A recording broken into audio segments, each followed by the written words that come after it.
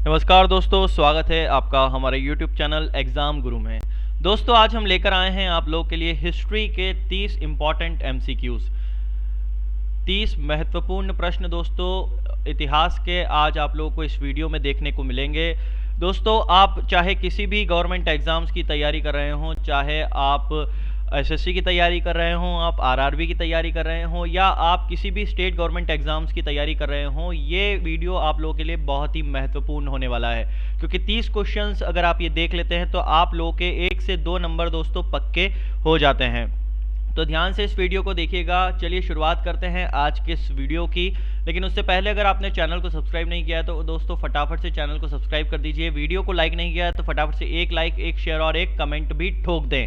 चलिए दोस्तों शुरुआत करते हैं आज के इस वीडियो की कि कई कई चिरागों को मिल गई शोहरत एक आफताब के बेवक्त डूब जाने से। पहला प्रश्न ये रहा आपके सामने, निम्नलिखित में से किस स्थान पर गौतम बुद्ध का जन्म हुआ था? फटाफट आंसर बताएंगे दोस्तों, किस स्थान पर हुआ था कमेंट बॉक्स में कमेंट करके। चलिए इसका उत्तर देख लेते हैं। इसका उत्तर है दोस्तों कपिलवस्तु। कपिलवस्तु जो था वो उत्तर प्रदेश के ककराहा नामक ग्राम में से 14 मील की दूरी पे है दोस्तों, और ये नेपाल भारत सीमा की बॉर्डर पर ये कपिलवस्तु जो है नाम की जगह है वहाँ पर स्थित है और वहाँ पर गौतम बुद्ध का जन्म हुआ था दोस्तों। चलिए दोस्तों अगला प्रश्न देख लेते हैं। अगला प्रश्न हमारे पास, जैन साहित्य को निम्नलिखित में से इस नाम से भी जाना जाता है? फटाफट बताएंगे दोस्तों किस नाम से जाना जाता है कमेंट बॉक्स में कमेंट करके। चलिए इसका उत्तर देख लेते हैं। इसका उत्तर है दोस्तों आगम। आगम नाम से भी जैन साहित्य को हम लोग जानते हैं। जो भगवान महावीर के जो उपदेश थे, जैन धर्म के मूल सिद्धांत हैं जिन्हें आगम कहा जाता है, ठीक है। और ये अर्धमागधी प्राकृत भाषा में है, ये भी आप लोगों को ध्यान रखना है। जो भाषा है इस साहित्य की, इस लिटरेचर की, तो वो जो भाषा है आपकी अर्धमागधी प्राकृत भाषा है, ठीक है। अगला प्रश्न है हमारे पास, 190 ईस्वी पूर्व में बैक्टीरिया के किस यवन राजा ने भारत पर आक्रमण किया था? तो किसने किया था दोस्तों? फटाफट बताएंगे दोस्तों कमेंट बॉक्स में। चलिए इसका उत्तर देख लेते हैं। इसका उत्तर है दोस्तों डेमेट्रियस। डेमेट्रियस ने 190 ईस्वी पूर्व यवन राज ने जो भारत पर आक्रमण किया था उसका नाम था डेमेट्रियस। अगला प्रश्न है हमारे पास, निम्नलिखित में से कौन सा शहर चोल राजाओं की राजधानी था? तो चोल राजाओं की राजधानी कौन सा था? तंजौर था दोस्तों। तंजौर जो था वो चोल राजाओं की राजधानी कहलाया था। तमिलनाडु के पूर्वी मध्यकाल में तंजौर या तंजावुर नगरी जो चोल साम्राज्य की राजधानी के रूप में काफ़ी विख्यात थी, बहुत ही ज़्यादा प्रचलित थी दोस्तों। तंजौर के जो मंदिर की कहानी है, अगर उनका कहना माने हम लोग, तो ये अधिक उपयुक्त होगा कि यहाँ पर 75 छोटे बड़े मंदिर हैं। इसी वंश में, इसी राजधानी में छोटे 75 छोटे मोटे मंदिर आपको देखने को मिलेंगे। चलिए अगला प्रश्न देख लेते हैं। अगला प्रश्न हमारे पास, कपिल मुनि द्वारा प्रतिपादित दार्शनिक प्रणाली कौन सी है? तो बताएंगे दोस्तों दार्शनिक प्रणाली कौन सी है? तो सांख्य दर्शन। सांख्य दर्शन जो है वो आपकी कपिल मुनि द्वारा प्रतिपादित दार्शनिक प्रणाली है। सांख्य शब्द की निष्पत्ति संख्या शब्द से हुई है। जो संख्या शब्द है उसका ख्या जो धातु है उसमें उपसर्ग है और उस उपसर्ग को लगाकर व्युत्पन्न किया जाता है जिसका अर्थ सम्यक ख्याति बनता है। तो ये संसार में प्राणी मात्र दुख से निवृत्त चाहता है। दुख क्यों होता है? दुख इसलिए होता है कि हम ज़्यादा सोचते हैं। अगर हम लोग सोचेंगे नहीं तो दुख नहीं होगा। तो बिल्कुल सोचिए मत, और जहां आप सोचते हैं वहीं दुख होना प्रारंभ होता है। अब्बास ताबिश का शेर है कि जो हालत हिज्र में रक्स नहीं कर सकता उसके हिस्से में जायज़ है कि पागल हो जाए। तो आप ज़्यादा विचारिए मत, आप ज़्यादा सोचिए मत, आप चिंता मत करिए, क्योंकि चिंता करेंगे तो चिताएं आपको सोचना प्रारंभ कर देंगे तो चिंताएं होना प्रारंभ हो जाएंगी, और अगर चिंताएं होना प्रारंभ हो जाएंगी तो ये चिंताएं कब चिताओं में परिवर्तित हो जाए कहा नहीं जा सकता। चलिए अगला प्रश्न देख लेते हैं। बाल विवाह की प्रथा कब से आरंभ हुई? तो कब से प्रारंभ हुई थी बाल विवाह की प्रथा?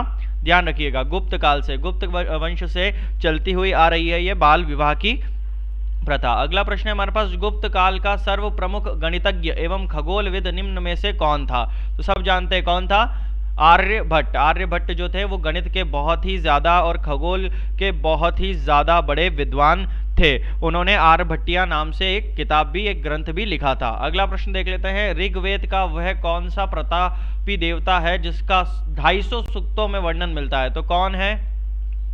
तो हम लोग जानते हैं इंद्र। इंद्र वो देवता हैं जिनका ऋग्वेद में प्रतापी वो देवता हैं जिसका 250 सूक्तों में वर्णन आपको देखने को मिलता है। ठीक है, अगला प्रश्न देख लेते हैं। अगला प्रश्न है हमारे पास, किसके शासनकाल को इब्न बतूता ने एक बहुत बड़ा समारोह कहा है?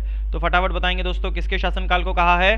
तो कैकुबाद जो राजा था, जो मुगल सम्राट था, वो उसके शासनकाल को इब्न बतूता ने एक बहुत ही बड़ा समारोह कहा है। अब अगर ये इसका आपको शासनकाल याद रखना है तो ध्यान रखिएगा, 1287 से लेके 1290 तक ये 3 साल तक इसने शासन किया था और 18 वर्ष की अवस्था में दिल्ली की गद्दी पर ये बैठ गया था। तो अगर पूछा जाए कि सबसे छोटे उम्र में का जो मुगल सम्राट है जो कि दिल्ली की गद्दी पर बैठा था, उसका नाम क्या है? तो उसका नाम है कैकुबाद। चलिए अगला प्रश्न देख लेते हैं। अगला प्रश्न हमारे पास, मामल्लपुरम का वराह मंदिर किसने बनवाया था? तो सब बताएंगे फटाफट कि किसने बनवाया था।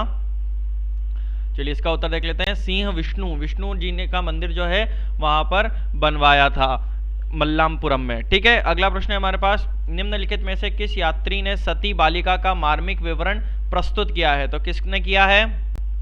बर्नियर ने किया है। किसने किया है? बर्नियर ने अपने यात्रा वृत्तांत में, अपनी ऑटोबायोग्राफी में लिखा हुआ है कि 12 वर्षीय बालिका के सती होने का जो मार्मिक चित्रण प्रस्तुत किया, जो उसने लाहौर में देखा था। ठीक है, अगला प्रश्न है हमारे पास, मंगोल आक्रमणकारी कुतुलुक ख्वाजा ने भारत पर किसके शासनकाल में आक्रमण किया था? तो बताएंगे दोस्तों, किसके शासनकाल में आक्रमण किया था?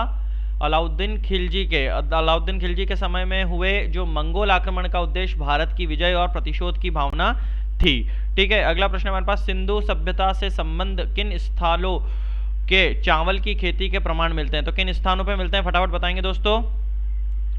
लोथल और रंगपुर की स्थान पर आपके सिंधु सभ्यता में जो संबंध रखती है चावल की खेती, उसके प्रमाण हमको देखने को मिलते हैं। ठीक है, अगला प्रश्न है हमारे पास, अपने प्रशासन में पश्चिमी प्रक्रियाओं को अपनाने वाला पहला भारतीय शासक कौन था? तो कौन था?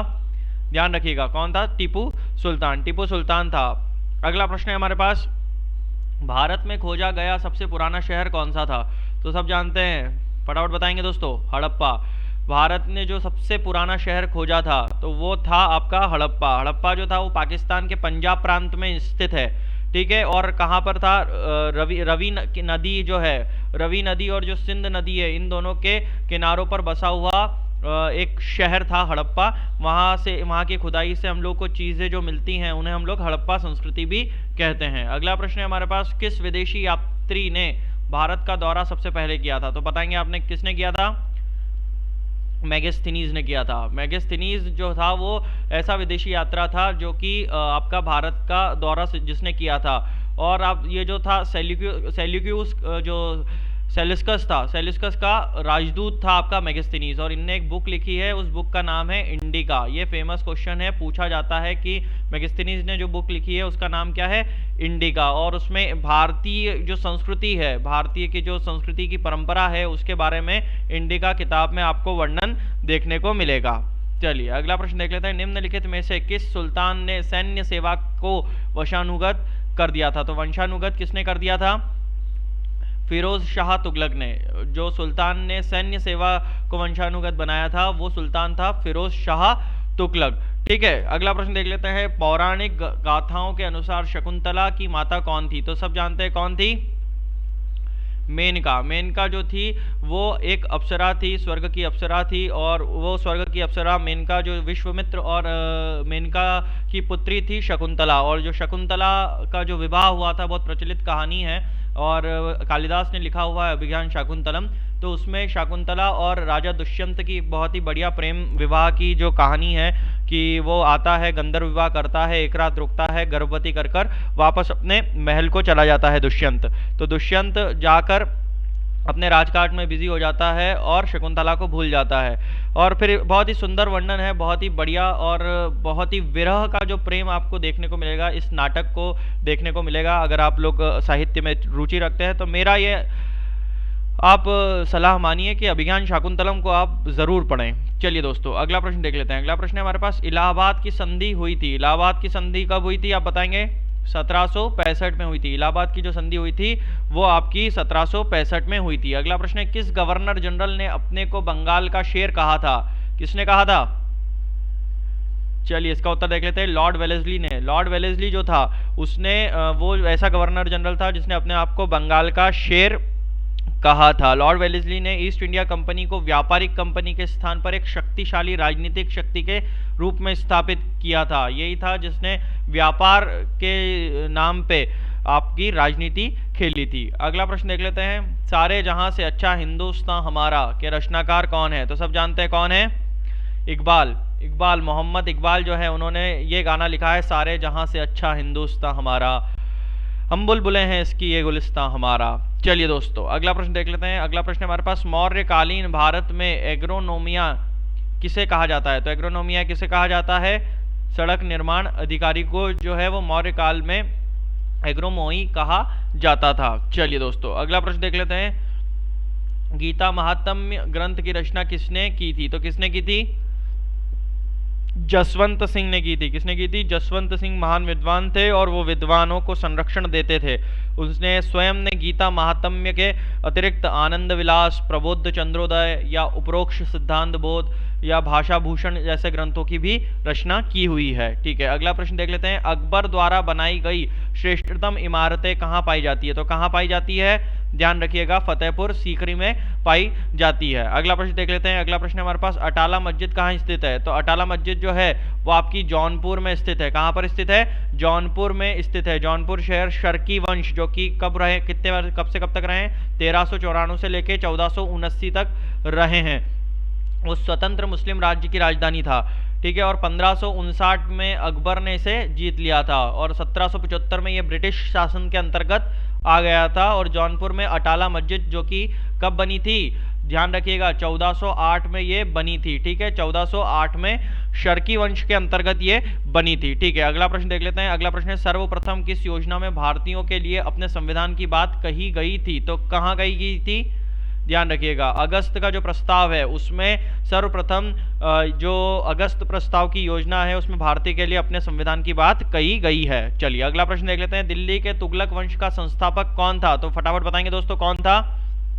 ध्यान रखिएगा, इसमें प्रश्न का उत्तर है गयासुद्दीन तुगलक। गयासुद्दीन तुगलक ने तुगलक वंश की स्थापना की थी। और जो इसमें सबसे फेमस हुआ था तुगलक वंशों में, तो वो ध्यान रखिएगा आप, एक तो मोहम्मद बिन तुगलक और एक फिरोजशाह तुगलक, ये दोनों जो थे वो हिटलर जैसे शासक थे। चलिए अगला प्रश्न देख लेते हैं। बनारस हिंदू विश्वविद्यालय के संस्थापक कौन थे? चलिए बताएंगे दोस्तों फटाफट कौन थे? सब जानते हैं, मदन मोहन मालवीय जो थे वो बनारस हिंदू विश्वविद्यालय के संस्थापक थे। चलिए अगला प्रश्न देख लेते हैं। ब्रिटिश शासित भारत की पहली राजधानी थी, कौन सी थी?